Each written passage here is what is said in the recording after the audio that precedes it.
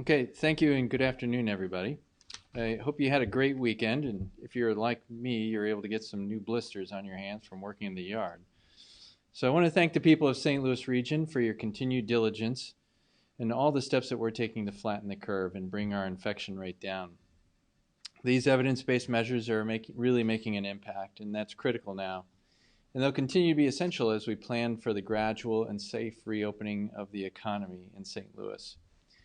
As healthcare professionals, I certainly understand how critical it is to reopen the economy. And as I've said in the past, we really have to do this in a very thoughtful and careful way to avoid that rebound in the virus. I know some parts of our state have opened, but I think as everybody knows, St. Louis is certainly the hotbed of activity in our state. And so it's important for us to maintain our social distancing, do all those other things that we've advocated for just a little bit longer because of our high rates. And it's really the right thing to do for just a little bit longer until we can make sure that we're ready to go ahead and reopen the economy. Now, we are making progress in lowering transmission, and we're hopeful that our hospitalization numbers will continue to come down more quickly. So as we plan to reopen the economy, we can do it in a really smart, gradual, and safe way. So I do want to share one update regarding the format of our briefings going forward. So this week we'll provide our live briefings and answer questions from the media on Mondays, Wednesdays, and Fridays. And then on Tuesdays and Thursdays and over the weekend, we'll be providing press briefings. So you'll receive an update from the task force daily, but the format will just change a little bit. So now let's go and start looking at our numbers. So we're starting with this slide. This is the 7-day moving average of hospitalizations, and it shows that the number of patients in the hospital, that includes today's numbers, and that's both confirmed positive COVID patients and patients under investigation who do not yet have a confirmed positive result. But as you can see on the graph here, we're still at a little bit of a plateau. We continue to see progress. The trend line is really what we want to see start moving down, and we believe it will. Today's COVID and PUI, or patient under investigation census, is 653, and that's the lowest that it's been in a week, so that's really encouraging. And you can see from the daily number is below our 7-day moving average, and we want to keep that line coming down in the days ahead. So certainly some encouraging numbers. Now, moving on to our next slide, we're also encouraged that our 7-day moving average of new admissions has fallen gradually since early April as well. So on April 9th, that 7-day moving average stood at around 59. And today the average is down to 43, and that's a really encouraging trend as well. And so just so you know, the new hospital admission data is more timely than the hospitalization data because it just shows those new admits coming in every day. And so we're really hopeful of this trend line, and it will be an important and timely indicator as we're looking to reopen the economy and then moving forward. So we need to continue to bring those numbers down, and that's going to require the diligence and vigilance of everybody for the measures that I mentioned earlier. And I'm really asking everyone to keep up that great work, and it is making a tremendous difference. So let's move on to today's hospitalization numbers now. So we have 653 persons hospitalized that, again, are either COVID positive or patients under investigation. And we had 660 yesterday, so again, it's coming down again. There are 164 ICU patients, which is slightly up from 158, and that number's been holding fairly steady.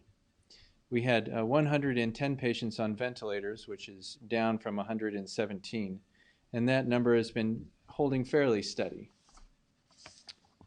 And now for our good news slide. 24 COVID patients were discharged yesterday. And this brings us to 1,422 patients who have been discharged from our hospitals since the first confirmed positive COVID patient. So in summary, as we move to reopen the economy, we have to do it in a really smart, gradual, and safe way. And that allows us to protect our workers, our healthcare workers, customers, and everyone else in the region, and gives people the confidence that they need to really re-engage in the economy. So let me close by reminding everyone of the importance to follow the guidelines, wash your hands, clean surfaces, calling your provider if you're feeling sick. These are all critical steps in keeping our infection rate low. And so now I'd be happy to answer any questions from the media. Robust contact tracing is continually mentioned as a key to safely reopening the economy. Does the St. Louis area have strong enough contact tracing in place? So the St. Louis area, of course, the public health departments do the contact tracing, and they've done a very good job of doing that during the times of COVID. So, but as we know, we're going to have to ramp up that ability to do even more contact tracing, especially once testing becomes much more available. If you think about it, the more testing we do, the more positive patients we're going to find, and that means the more contact tracing we're going to have to do. And so the health departments are right now trying to bolster their ranks for doing that, but they've been doing a good job so far. Every day on television, we see places in China or Europe spraying down public areas with bleach or other chemicals. Mm-hmm. Will we see a sanitation effort to this degree in our own areas of public transportation, buildings, or other places where the public may have to congregate despite social distancing guidelines? Well, I believe you're already starting to see that, and just if you're out at the stores or at other places where you need to go and get essential things, you'll notice that people are a lot more diligent about wiping down surfaces, whether those are the keypads for the credit card machines or the door handles or anything like that. So and I don't see that changing in the foreseeable future, and so. Yes, I do believe that as businesses begin to reopen, things like that, you're going to see a much more concentrated effort on making sure those surfaces are cleaned. As the state of Missouri opens up and the weather gets nicer and warmer, what are your recommendations to people in the city and county who are still under stay-at-home orders? Specifically, what are the health risks during this sensitive time of, saying, traveling to a winery for the weekend or to a community outside of St. Louis that may be open again for business? So it's always tempting to get out and do the normal things that we like to do in life. So the way I would answer that is anytime that we're doing things that increase our risk of transmission, that's what it does. So when we're out in the public, out doing social gathering, things like that, you're always increasing that probability of transmitting virus. And so I would ask us just to make sure we're staying diligent, maintaining social distancing, all of those things, for just a little bit longer until we can safely say that it's time to relax some of those requirements. What trends would you like to see happen in St. Louis City and County before recommending reopening?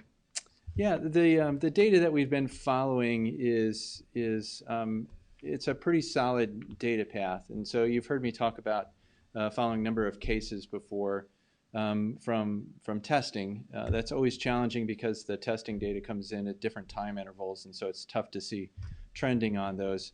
So I believe our hospitalization data is a good metric. Our looking at our index rate for admissions, I think, is also a really good metric. And so doing that 7-day averaging of both of those metrics, I think, are really good markers on how is transmission going in the community.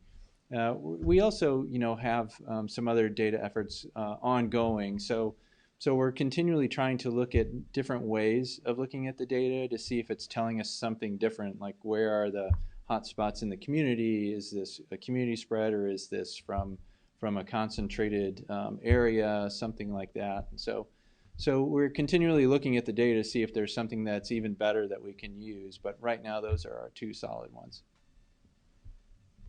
Thank you. That concludes the list of questions received from members of the media prior to and during today's briefing. As Dr. Garza mentioned, tomorrow the Task Force Public Information Officers will issue updated numbers via press release and will resume our next in-person briefing on Wednesday afternoon. Thank you for tuning in.